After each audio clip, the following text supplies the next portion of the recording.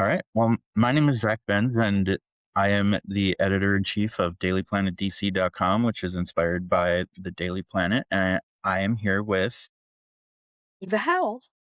who plays Ma Kent or Martha Kent on Superman or in the DC universe. And we are here to talk about your role as Martha Kent. You mentioned previously in other conversations with friends of the Daily Planet your background. You've talked with Luke Bug, and you've talked with Derek. Yes, and Sean Eastridge and some folks from the UK. I can't remember their names, but a lot of. And you've been to the Super Museum and met Morgan. Yes, Yes. that was wonderful. Could you talk about the Superman fandom that you've met so far? Well, I've only done, I think, 3 or 4 conventions, and they've all been kind of around home, not too far away. And I've just been so blessed by meeting all of these fans and beginning to, even from the very beginning, realizing how huge this thing is that I'm involved in, this engine of creation that is happening right now with Superman and the DC Universe reboot with James Gunn. How exciting that is for the fans and how much they love my kid. Yes. Yeah, mom means a lot to a lot of Superman fans. She Um, does. what drew you to playing Martha Kent? Well, at first it was like a lot of movies, they don't send you the original script. They change the names. It's a dummy script. So I didn't even know it was Ma Kent to begin with. It just looked like an interesting role. I don't really turn any down if they're interesting. So I guess it was maybe the third interview is when I realized who it was. And at that point, it was a mixture of excitement and terror. What, Ma like Kent. I've been auditioning for Ma Kent all this time. you said terror. Why do you mean, or what do you mean by that? Big shoes to fill, big shoes and a big project that would live in people's memories.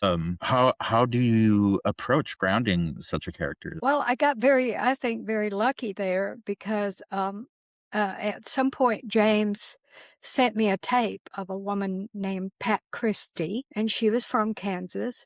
And I think of Ma Kent in her own life.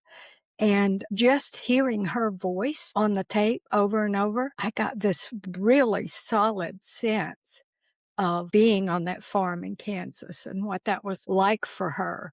And well, since then, I've become friends with her, so that's deepened quite a bit. But for the first film, it was what grounded me, along with realizing that my grandmother, my grandmother was about 5'2", about the size I am, tiny woman, but tough as nails. She grew her own food. She rendered hogs. She killed chickens.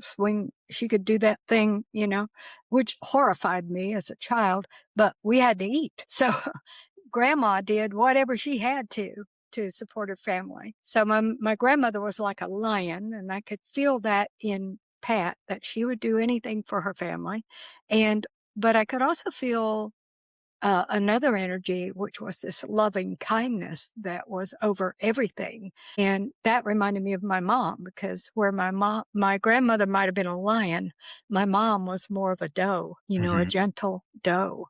So between those two and Pat's voice, that pretty much grounded me. Could we talk a little bit more about your background? You talked about your grandma and your mom, and how your grandma was a farmer. Do you come from a farming background? Well, she definitely was. I always hated it, to be honest. Picking the beans and breaking the beans and shelling the peas and peeling the, potatoes and all of that. I never enjoyed any of that. And even the meat, she rendered all of our meat that we ate. So that was always traumatic for me as a child because I got attached to the animals, and then there on the plate, so that was rough. But Yes. she did what she had to do to raise her family, and she was like she was very young when her mother died, so she kind of had to raise all of her siblings. So that's where she got a lot of strength, and but never really had a childhood. So my mom was kind of the balance to that, in some way. I totally can relate to the exhaustion of the farming way of life. I was raised by my grandparents, and shucking corn and getting attached to animals and then having them on your dinner Yes, plate yes. is And yes, and it's like before daylight, and you go all day long. And it's yep. very hard, backbreaking work. Anybody who's made a big garden and canned their own vegetables understand that. Oh It's yeah. not easy. Yep. And the house always smelled like vinegar. Yeah, well, mine always smell like I don't know, either smell like tomatoes canning or, blackberries or a pig's head in the Yes. we came in one day and there was a pig's head in a, what do they call those? Pressure cooker. I was like, "What is that?" She said Uh, I said, "No, no, no, draw the veil." I didn't say yeah. draw the veil, but it's like, I can't see this. I guess that gives me a greater appreciation that the butchering happened out of the house for our farm. Y Yeah, we didn't that have to see say it. that So it again? was the butchering of the animals and the livestock that it took place not in the house, but off the homestead part. So we never Okay. had to like that part. So Yeah, I had I'll, it right in the backyard. I used to have yeah, a picture of a like a 600-pound hog hanging. I don't know how they even hung it, but she was getting ready to render. She yeah. could do it. Moving on from that farm Yes, talk. let's Um, yes, throw the veil. What choice did you make to differentiate this Martha from past portrayals? I did not make any choice to differentiate her. At the time that I was cast, the only reference I had was Phyllis Thaxter. Oh, you mentioned Luke Bug. He sent me these. I don't know if you, let me see. Can you see that, Martha? Yes, That's yes, Phyllis Thaxter's Martha. He sent me these treasures. They are just, let me see if I can get that in the frame. See oh, that? yes. Yeah. So Wow, that's she was canon, and I figured, why mess with that? Or yep. I didn't even think that consciously, and it never crossed my mind to try to differentiate her. But when I got the tape from Pat and I listened to her and began to form this mob that I was going to bring, it dawned on me it was what I thought was missing. The groundedness in the hardness of the life, the realness of the life. Phyllis Thaxter was fantastic, but she was so genteel that I felt like there was a hard edge that was maybe could have enriched what was already a phenomenal performance. That was just me, my feeling because of how I was raised. I thought there's a dissonance here between what I experienced on the farm and what I see them experiencing. So I felt like James got that, so I feel like he made the differentiation for me, and all I had to do was honor it, which I did my best to do. Well, I think you accomplished it. Great. I hope so. Thank you. What was your favorite or what was your favorite or most challenging scene to shoot? Well, I always have 2 answers to the favorite. My favorite scene to watch will always be the ending, but it wasn't necessarily my favorite to shoot because it was over the course of a day and in tiny little segments. So I didn't get the full impact until I saw it. But my most challenging to film was, wait a minute. That was my favorite to watch. My favorite to shoot was the bedroom scene. No, it's a close call, but it's the phone call. Yes. The phone call was my favorite because of the humor and because it was so, I felt was going to be iconic. And I think it is. I think that that's the scene that they go, wow, what just happened? It really humanizes Superman in that scene. Like, you're like, I "Oh, wow, think it he's does. from this Yeah. rural place with these really down to earth parents." and Yeah. juxtaposed against the environment he's in at the Daily Yes. Yes. Planet, you Yeah. know. Yeah, it was phenomenal. And as far as challenging, the challenges were all physical. I didn't have any challenges with the emotional content or who I felt like Ma was in every scene, but I had physical challenges. The one where we had to run to the spaceship, that you couldn't see, and there were potholes all through that field. So Pruitt and Jeez. I just kind of had to hang on to each other for dear life and pray every time that we didn't hit one of those and go tumbling. So that was a challenge.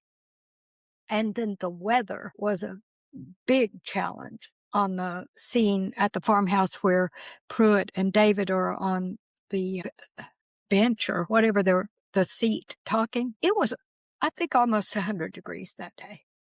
And much worse on them than it was for me because I was in the house at least, but there was no air conditioning. And I would stand there through their scene over and over and just hope. I had to hold on to the sides of the wall a couple of times because I thought, I'm going down. I'm going to pass out. It was that hot. They took good care of me, but it's just, there's no avoiding the heat, and you can't really I didn't want to stop their scene outside when they were much hotter than I was and just say, James, I need to go stand by a fan for a while. So I toughed it out. I imagine they would have stopped if I had said something. Yeah. They took care of us. Good. Good. One of my favorite lines from that scene that you just mentioned was you calling Pa Kent a big old mush. That is, Yeah. it reminded me of my grandparents so much because my grandpa, though to the public eye looked like a tough cookie, he was very much soft-hearted, and my grandma liked to poke fun about it. Yeah. So it was a very relatable scene to me. That's exactly right. It was poking fun. It was in good fun. Mhm. And Yes. my history that I built in my mind is that she's always done that and Yeah. that he loves it Yes. and she loves it. It gave It's the a, sense of a really long marriage. yes, very Yes. used to each other and our own picadillos and personality traits and quirks. Yes. Yeah.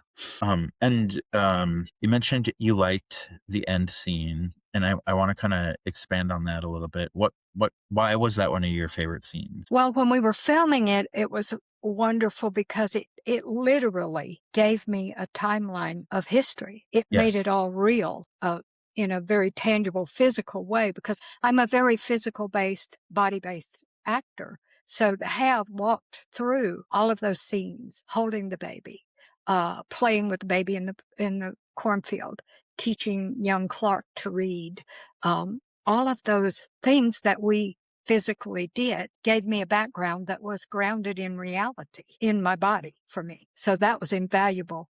Now, what did you ask me? That wasn't what you asked me. Well, I asked you why it was your favorite scene. That's why it was real important as an actor to have that.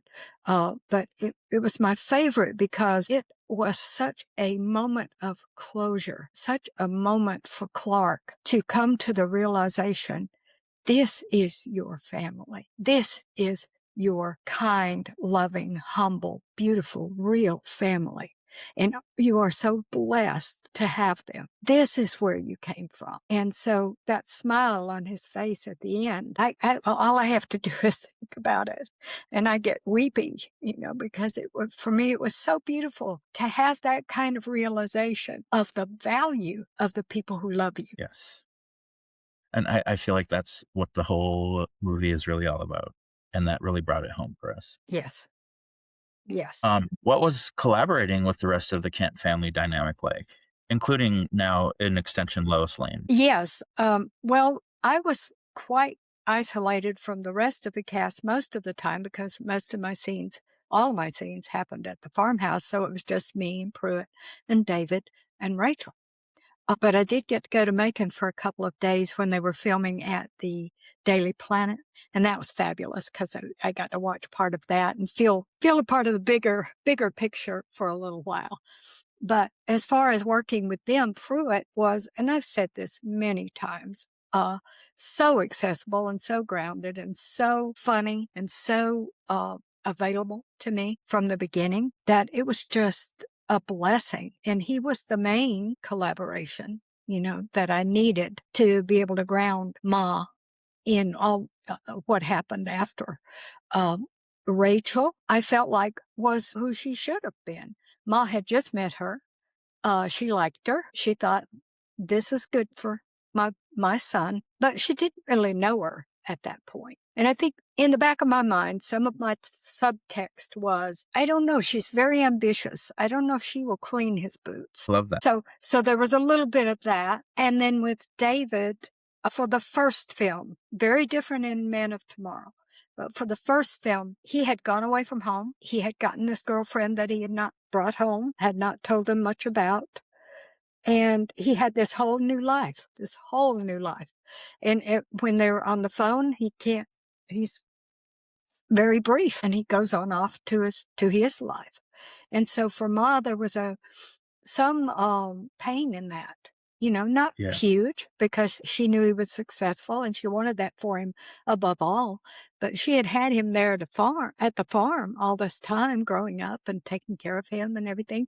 And now he didn't seem to need her as much, so there was a little bit of that behind there and a little bit of distance because she didn't quite know what the relationship was now. Yeah. Yeah. You mentioned that you were a little siloed from the rest of the cast as the Kents on the Kent farm. And I feel like that might have benefited your acting and dynamic better with the rest of the cast because, in the comics, the Kents are mostly always at the farm and they don't come to Metropolis often unless seeing Clark. And I think that it fed into your portrayal. Yeah, we were there at the farm so much, that it just became part of who we were. So, yeah, I agree with that. I agree. To kind of build off of your discussion with meeting Rachel's portrayal of Lois Lane for the first time, I did just want to mention that one of my favorite scenes again is at the farm when Clark is sick and in bed and you are surrounding him with your love and care, and Lois is looking around his childhood room and seeing how much you guys love him. And I think that is the moment where she finally realizes she loves him too.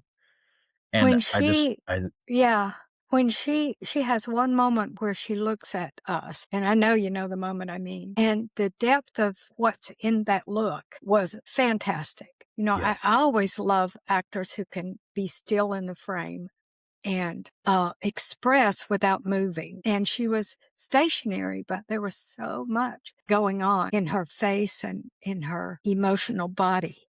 That was really some fine acting right there. That whole scene was just so moving. It was for me. It was when we filmed it. Was there anything else that surprised you about the production? The biggest surprise I had, bless you, No, the thank biggest you. surprise I had was James Gunn, to be James honest. Gunn? I've been acting for 40-something years, and I've worked with dozens and dozens of directors over those years. And it is rare to find a director that is so at ease and confident without going too far in either direction. I've worked with the directors who were so confident that if anything went wrong, everything crumbled, and they took it out on everybody on set. And then I've had directors who had no ease at all. The moment you walk on set, it's tense, and you've got to get the scene, you've got to get it right, and you've got to get it quick. So there was none of that. And I've tried to describe how it feels, and it's difficult. But when we did the phone call, I think that was the first scene. And James came walking out from the monitors where he lives. He lives at those monitors watching everything. He comes out before the scene, greets us. And as he was walking toward me, there was this energy that I felt my shoulders drop. Just with him walking in the room, I felt my shoulders drop. I felt my jaw unclench, which I didn't even know was clenched. And I relaxed. And for a director to be able to do that just walking in the room because of who they are and where they are in all of this, he is so completely, I don't know the word, at ease, but at the same time confident that what is about to happen is going to be great. And he brings that to you without words. And you're just able to, okay, let me focus on what I need to be focused on and not all this nervousness, about how big this movie is and how much money it's costing, you know, all these other things.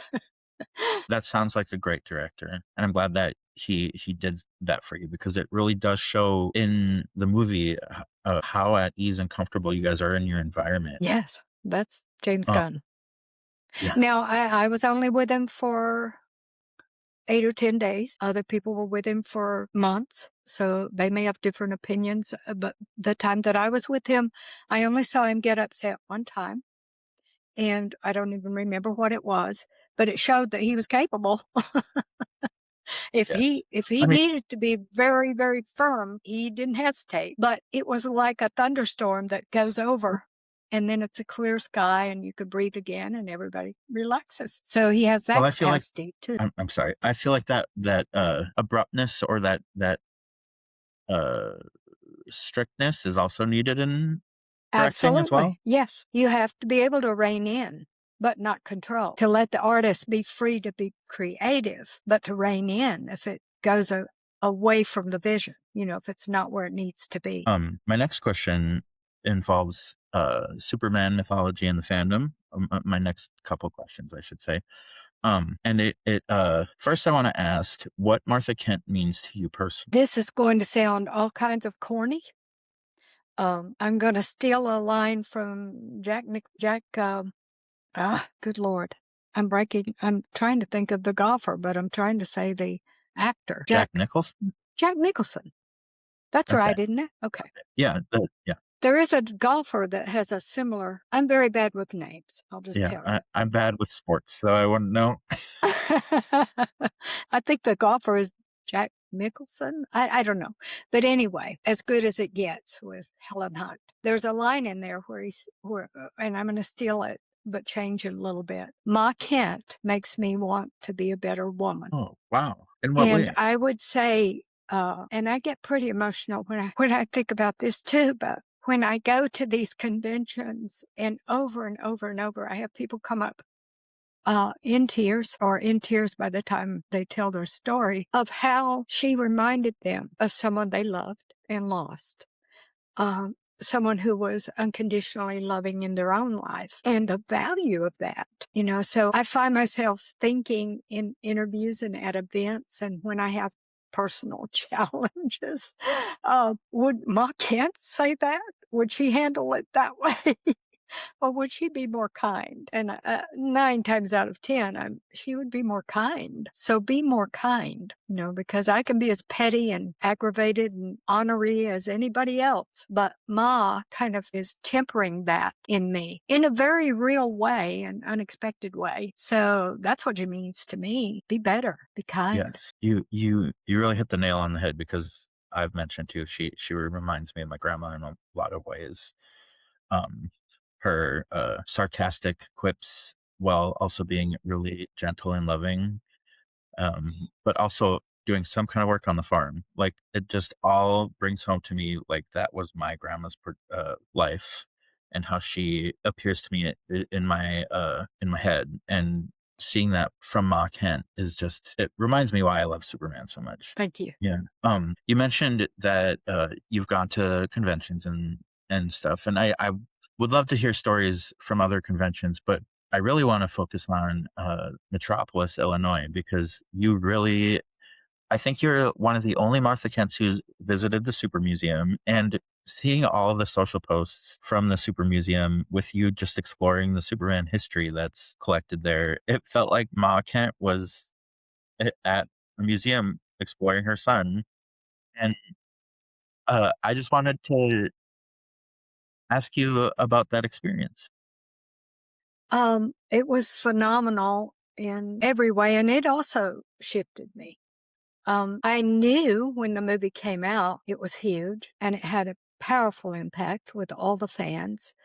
I knew that, but I did not fully comprehend the enormity of the history until I went in the museum. And I'll be honest, when I first went in, it was the part where they sell things, and I thought, it's cool, but then I went in the museum, and as I remember looking at the George Reeves display, and that's when it started to sink in, wow, this goes so far back, this adoration of these characters. And then when we got to the case where all the Christopher Reeve items were, the first thing I saw was the original script. And the moment I saw it, before I even knew what I was saying, I said, "Oh, can I touch it?" I wanted to touch it. I never dreamed I could actually hold it and read it. But Morgan was so gracious to unlock that case and let me hold that script. And when I was holding it, I began to shift.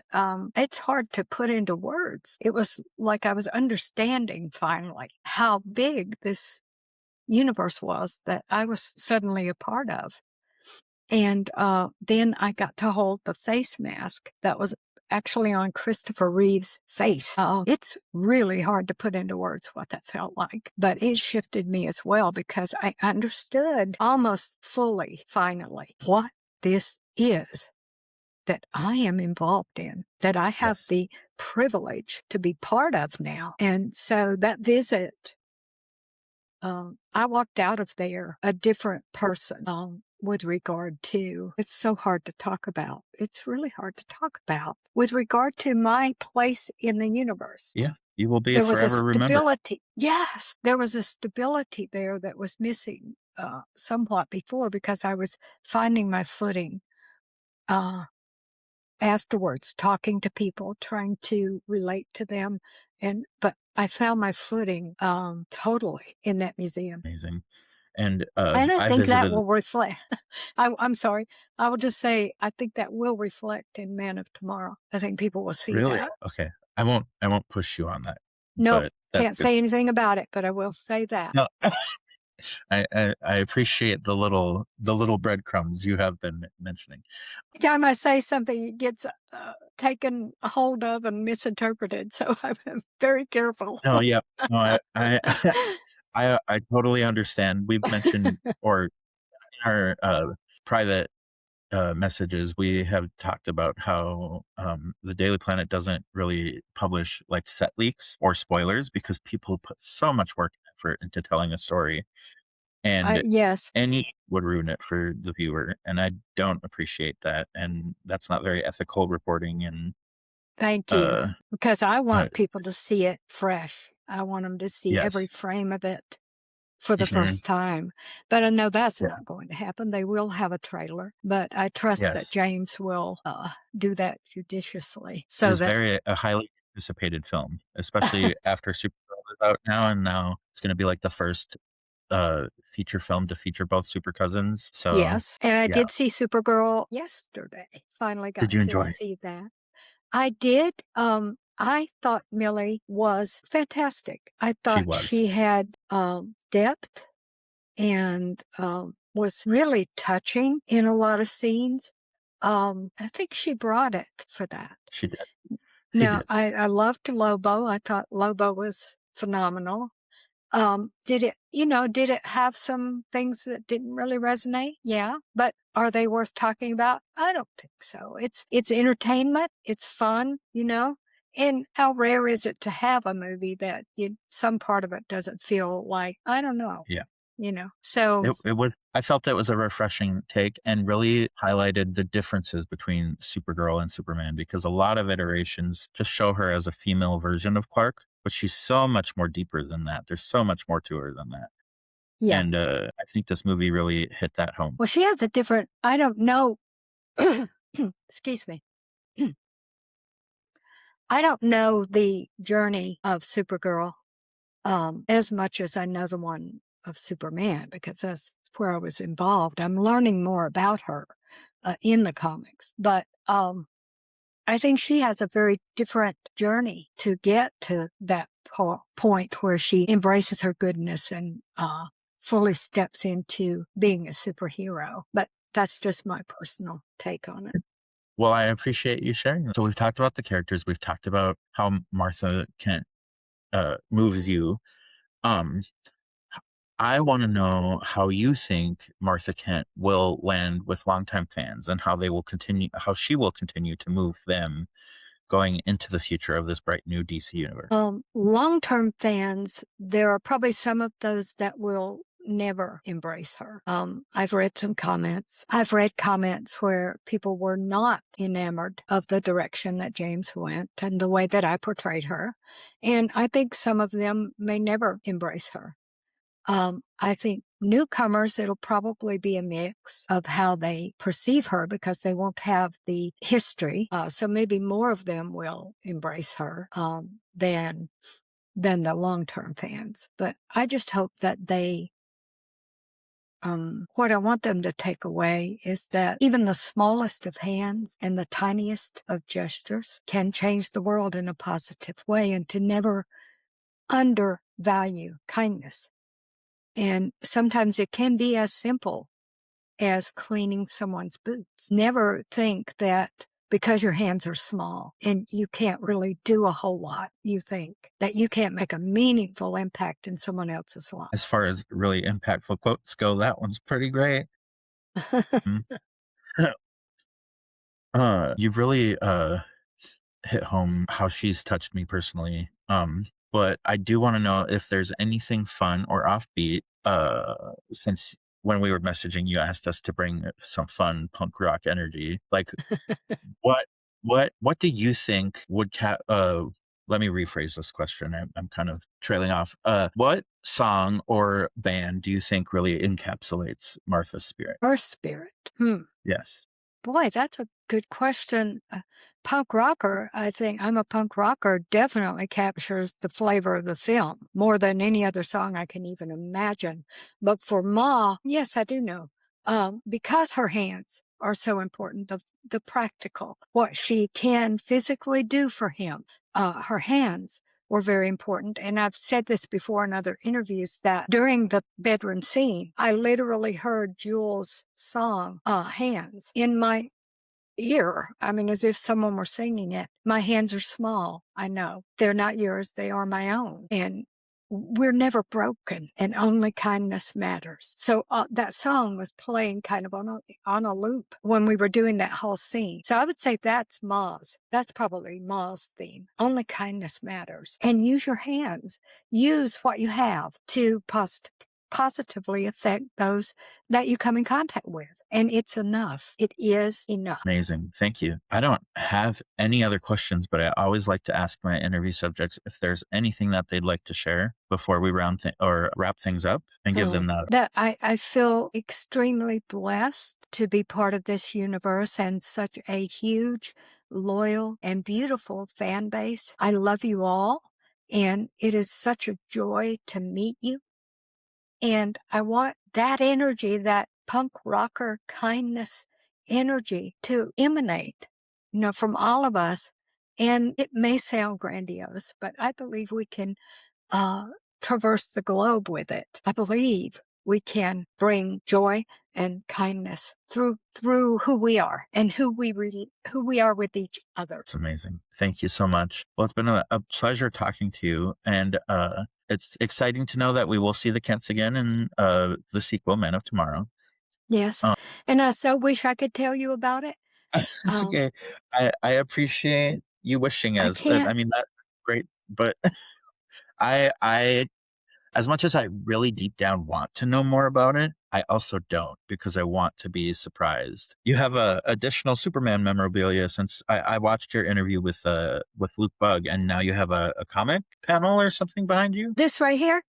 Yes, Oh gosh, I meant to look up this fella's name. He drew, let me see if I can grab it. He drew this, I was at the Superman convention and he gave it to me. I don't know if you can see Ma right there yes, I can. holding a pie. Yeah, It's so cute. it is And cute. so he gifted me this at the Superman celebration and he signed it. But I asked him at the time, where'd you sign it? And it's right there, but you can't read his name. And I told you I'm bad with names. No, Um, yeah, yeah. I can't remember his name, but I certainly remember his hugs. Um, and if anybody knows this artist, let me know because I'd love to tag him. But yeah, I always get, and of course my cards from Luke Bug. So yeah, I have so much memorabilia that we could do a whole show on that. But yeah, I I get carried away. I have so much too that I could do so Well, much with. I see Yeah. that. Yeah, maybe we could Yeah. talk about yours sometime. That looks Yeah. interesting. Is that a Yeah. Daily Planet back there in the back? Yeah, that's a Daily Planet building my grandpa and I built when I was a kid. So I had a whole metropolis filled with buildings like that. So My gosh, that's fantastic. yeah, What a memory too. I know Wow. yeah, yeah. Well, Thank you thank you for so much. You're welcome. Thank you.